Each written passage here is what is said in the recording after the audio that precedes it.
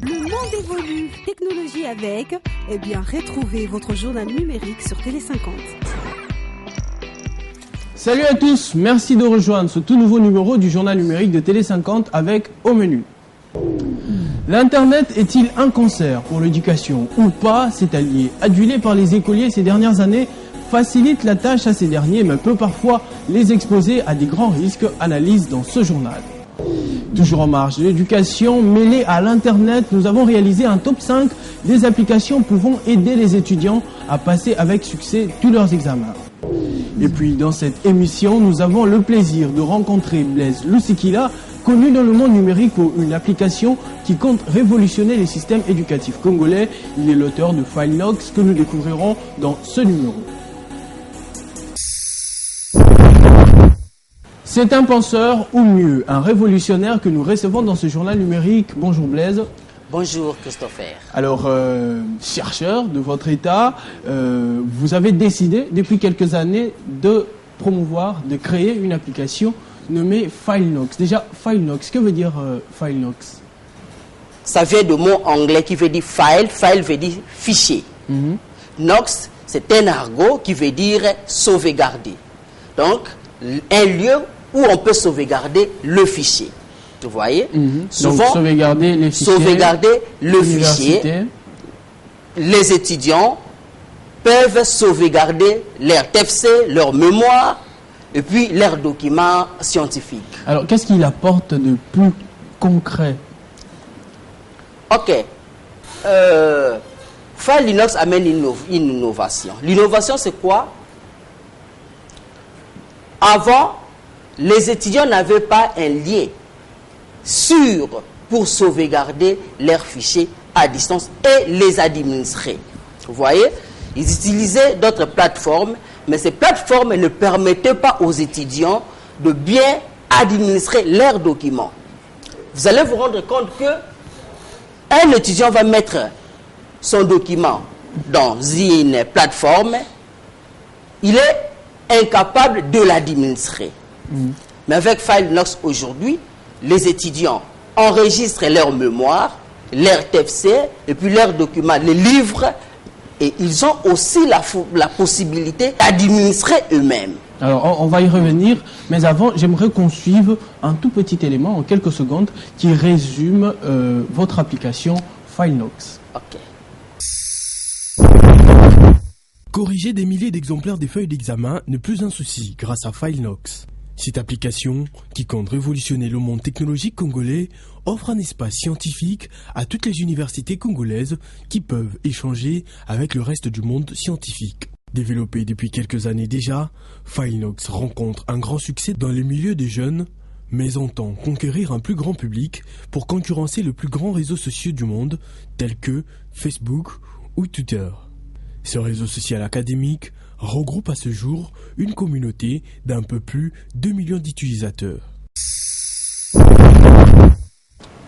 C'est tentant, hein, ça donne évidemment envie d'essayer cet outil, mais j'ai une question qui me taraude un peu l'esprit en ce moment, c'est que ça aide les professeurs justement, comme vous l'avez dit, à corriger un peu plus rapidement les copies sans avoir des problèmes physiques ou quoi que ce soit, beaucoup de soucis, mais seulement l'humain, en connaissant l'humain, possède, si je peux me permettre le terme, le libre arbitre.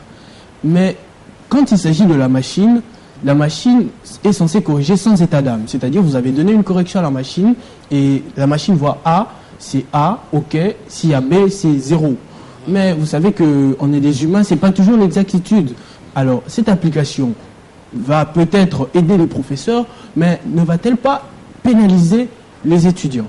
Comme nous venons de dire, FileNox est un réseau social académique. Qui dit académique, c'est quelque chose qui est au profit des scientifiques. Et maintenant, dans FileNox, nous venons de résoudre un problème. Le problème, c'est au niveau de correction des TP, des interrogations et puis des examens. Je suis un enseignant. Je vous ai apporté ça. Ce sont les TP. j'ai au moins 300 TP à corriger ici. J'ai du mal. Pour commencer à corriger un à un, ça peut me prendre toute une journée, mais je ne finis pas. Alors d'ailleurs, entre étudiants, ça s'est dit que parfois les professeurs, voilà, une fois à la maison, fatigués, jettent des feuilles, puis voilà, ce qui reste sur la table, on corrige juste ça, le reste, on donne aux mamans qui vont utiliser pour les arachides. Exactement, c'est ce que les autres professeurs font. Donc, incapables de corriger. Parce que moi j'ai 300 étudiants, mais il y a des universités où on trouve 1000 étudiants dans un auditoire. Et maintenant, imaginez avec 1000 papiers. Comment voulez-vous que le professeur puisse tout corriger? Donc, il va corriger seulement le peu et le reste, il va commencer à mettre de points imaginaires. Vous n'êtes pas seul, vous êtes accompagné de Vini Katambwe, qui est expert en informatique aussi. Alors, il travaille avec nous. J'aimerais savoir de lui ce qu'apporte concrètement FileNox au système éducatif congolais. Oui, merci beaucoup pour la parole. Nous travaillons ensemble avec M. Blaise, qui est notre collaborateur. En fait, comme il venait de le dire tout à l'heure, FileNox fait partie d'un réseau qu'on appelle réseau social académique. Parce que nous savons actuellement qu'il y a des réseaux sociaux qui permettent de relier des personnes pour communiquer, notamment Facebook. Vous avez aussi, par exemple, Twitter qui permet de relier les entreprises, les politiques, etc. Alors, nous avons imaginé ces projets pour permettre au monde scientifique, donc les étudiants, les professeurs, de pouvoir se soulager et de pouvoir aussi trouver un gain par rapport à ce qui se passe dans les universités à travers le monde. Alors, FileNox permet alors, en ce moment-là, de connecter les universités à travers le monde, toutes les universités. Il n'y a pas une université qui est omise. Toutes les universités sont connectées à partir de ces réseaux. Alors, ces réseaux permettent aux scientifiques, c'est-à-dire le monde estudiantin, il permet au monde estudiantin de pouvoir se partager les connaissances, surtout, de pouvoir sauvegarder leur travail. Je prends un exemple, si vous, M. Christopher, nous sommes étudiants dans un même auditoire que vous pouvez faire une recherche, par exemple, et que moi, je suis en retard par rapport à vous. Mais vous les publiez. En ce moment-là, étant donné que nous sommes déjà amis, alors moi, je vais bénéficier des connaissances dont vous avez fait comme recherche. Donc, on parle en quelque sorte d'un Facebook spécialement pour étudiants. Pas du tout, parce que sur Facebook, vous avez des applications, vous avez, disons, les tâches que vous faites sur Facebook sont quasiment limitées. Sur Facebook, la plus grande tâche qui est connue de Facebook, c'est le partage de fichiers photos, etc. Mais sur FileNox, on va au-delà des photos. On peut aussi te partager des photos, mais ce n'est pas ça l'objectif primaire de FileNox, parce que FileNox permet, lui, plutôt, les partages de connaissances. Nous voulons, en fait, révolutionner le monde de l'intellectualisme, surtout chez nous au Congo ici. Vous-même, vous le savez, vous avez été étudiants comme nous tous, que les étudiants congolais ont du mal à faire des recherches, d'ailleurs parce qu'ils ne trouvent pas où faire ces recherches-là. Alors, à partir de FileNox leur donne cette possibilité-là. Je vous garde sur ce plateau, mais comme je le disais, au sommaire, l'équipe du journal numérique a réalisé une étude sur l'éducation et l'Internet. Si d'aucuns pense que cet outil vient efficacement secourir les élèves en allégeant leurs tâches, d'autres encore pensent qu'il s'agit d'un poison qui vide d'essence les enseignements des professeurs. Pour en parler, nous sommes avec notre consultant David Sezi, auteur d'une enquête fructueuse sur Internet. Bonjour David. Bonjour Monsieur Christophe. Alors, Internet, cancer ou pas pour l'éducation? Bon, voilà. J'ai mené mes études sur le centre Pew Research Center, qui est un centre de recherche think tank se trouvant aux États-Unis. Ils font des statistiques sur les informations sociales sous forme de démographie et des sondages d'opinion. Alors, ils ont mené leurs études dans pratiquement 32 pays où 36 619 personnes ont été enquêtées face à face. Et ces personnes-là ont dit que l'influence d'Internet sur la vie estudiantine ou éducationnelle, elle est de 64% positive et 22% négative, 14% se sont abstenus. Pour eux, l'influence négative est plus au niveau de la moralité. Voilà. Pour eux, la moralité, genre tricherie, autre chose mauvaise que les étudiants ont à pratiquer maintenant au niveau d'Internet. D'autre part, ils ont dit aussi que non, grâce à Internet, les étudiants peuvent télécharger des livres qui sont à jour. Autre bonne chose qu'Internet peut procurer aux étudiants avec cette nouvelle technologie, tout ça, voilà, mise à jour de certains cours et voilà tout ça. Ok. 64% de personnes enquêtées sont pour l'éducation mêlée à Internet. L'Internet, c'est vrai, grâce à Internet, on peut télécharger des livres, on peut s'informer un peu plus rapidement qu'avec l'époque traditionnelle. Mais est-ce que vous ne pensez pas que c'est un cadeau empoisonné, Blaise Lusikila? L'Internet donne d'un côté, mais d'un autre, il reprend. Parce que les élèves, les étudiants, ils travaillent moins grâce à Internet. Il suffit de taper la question du professeur sur Google, vous avez toute la réponse et vous copiez-collez. C'est fini. Est-ce que l'Internet ne vient pas détruire en fait les enseignements des professeurs? En vérité, la nouvelle technologie de l'information et de la communication, surtout pour nous les Congolais, est venue souvent pour épauler notre système éducatif. Vous savez, ici au Congo, nous avons un problème d'ouvrage. Les ouvrages coûtent cher. Vous allez vous rendre compte que un livre à Paris aujourd'hui à 50 €, 30 €, ça pèse pour un étudiant congolais. Mais grâce à l'Internet, les étudiants ont ces livres-là facilement et puis gratuitement. Comme venait de dire M. Vini, quand quelqu'un s'inscrit en Failinox, il est étudiant de 2e graduat informatique, directement le robot lui-même lui présente les livres de 2e informatique. Quand il monte aux promotions supérieures, et directement il lui propose les livres de 3e. De même pour les étudiants qui font le droit, qui font la médecine. Donc vous allez vous rendre compte que la nouvelle technologie de l'information et de la communication permet à ce que tout le monde puisse avoir le même ouvrage. Vous voyez? Donc, de même avis, M. Vini? Oui, merci beaucoup. Je crois que l'enquête qui a été menée est claire et nous ne cesserons de le dire. Lorsqu'il y a une nouvelle technologie qui voit les jours, il apporte toujours les avantages et les désavantages. Je vais vous donner l'exemple. Prenons par exemple lorsqu'on a mis en place les véhicules. Vous savez que les véhicules nous permettent de rouler plus vite, de répondre rapidement au rendez-vous, mais il y a un inconvénient. Les véhicules nous tuent en contrepartie. Il y a des accidents, il y a des histoires, il y a des gens qui deviennent des paresseux à cause de leur véhicule, ils ne veulent plus marcher à pied. Et c'est là, dans l'avenir, il crée des problèmes que les médecins nous racontent tous les jours ici, rhumatisme et consorts. Alors, de même pour l'Internet, lorsque l'Internet est arrivé, l'Internet a facilité beaucoup de choses. Là, nous ne pouvons pas l'ignorer. Mais ici, il faut souligner un point, qu'il s'agit d'une question de moralité.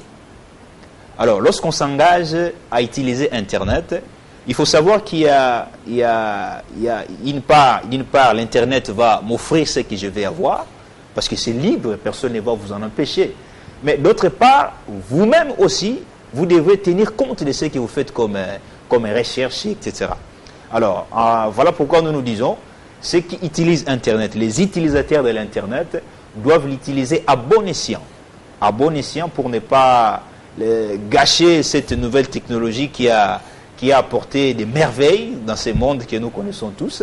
Parce qu'aujourd'hui, grâce à l'Internet, nous voyons des gens se faire former à distance. Nous en avons des témoins, nous sommes des témoins oculaires de ces histoires-là. Quelqu'un qui n'a jamais été en Australie, mais il a terminé dans une université australienne, mais il habite ici à Kinshasa. Et à la fin, on lui donne son diplôme. Alors, donc, c'est une question de moralité. Chaque étudiant qui s'y connecte, en tout cas, il doit prendre des mesures. Et nous ne disons pas aussi que l'Internet remplace les professeurs. Non. Nous, on nous a appris que les professeurs et les maîtres de la science. C'est lui qui a les connaissances, c'est lui qui connaît Vous avez lu dans un livre, vous avez lu dans un journal, vous avez lu dans un récit, mais vous ne connaissez pas les... Disons, il y a des petits détails là qui nécessitent d'avoir un professeur devant soi pour pouvoir avoir ces explications-là. Donc, Internet, un cadeau, oui, mais un cadeau qu'on devait prendre avec des pincettes. Oui. Déjà, en parlant des Filenox, je voulais aussi poser la question, qu'est-ce que vous avez prévu pour sécuriser le système avec tout ce qui se passe maintenant, avec la cybercriminalité et tout ça?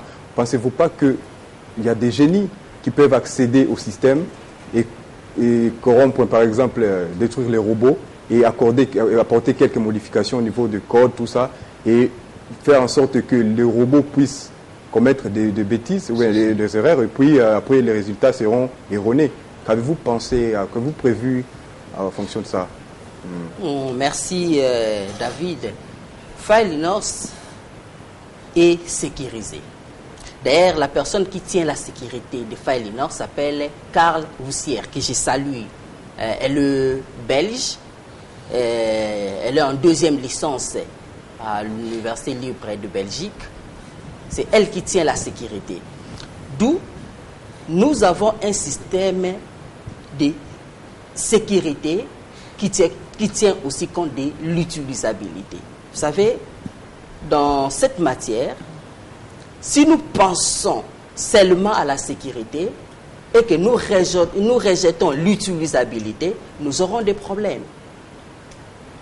La sécurité fait en sorte que les utilisateurs puissent être vraiment serrés. Or, quand on crée une application informatique, on tient compte de l'utilisateur qui n'est pas un informaticien. Alors, l'utilisateur qui n'est pas un informaticien, lui, aime la facilité.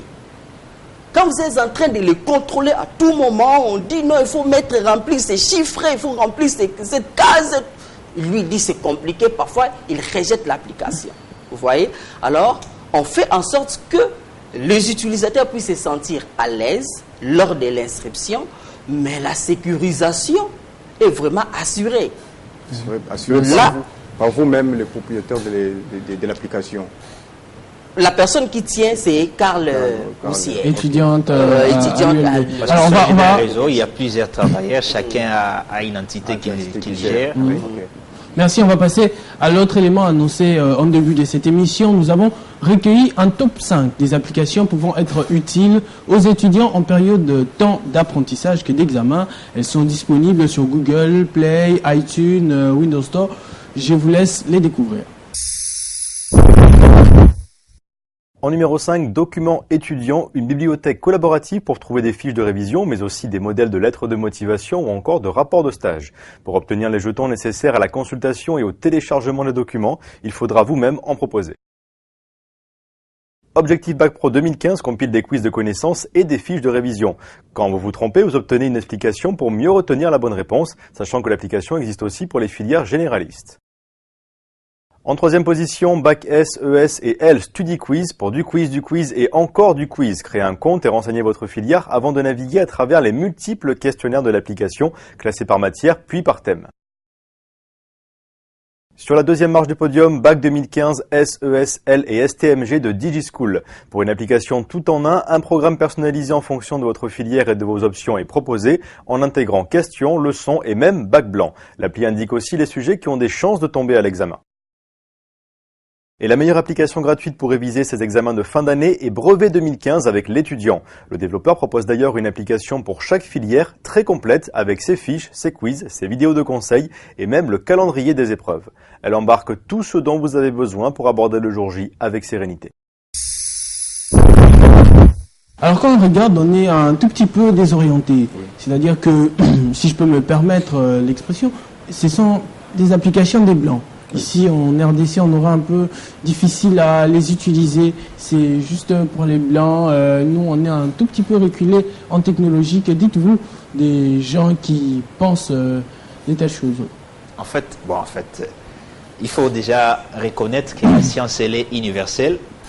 Même Facebook, lorsqu'il a été mis en place, il ne pensait pas que ça atteindrait un jour un grand nombre d'utilisateurs comme nous le voyons actuellement. Bon, Fileinox a été mis en place pour les universités du monde entier. il n'y a pas de barrières, il n'y a pas de limites. Déjà pour votre information, il y a plusieurs universités à travers le monde qui l'utilisent, notamment en Allemagne, en Belgique, en Irlande, Australie, etc. Ils sont nombreux. Ici, sur place, dans les pays également, il y a déjà quelques universités qui l'utilisent.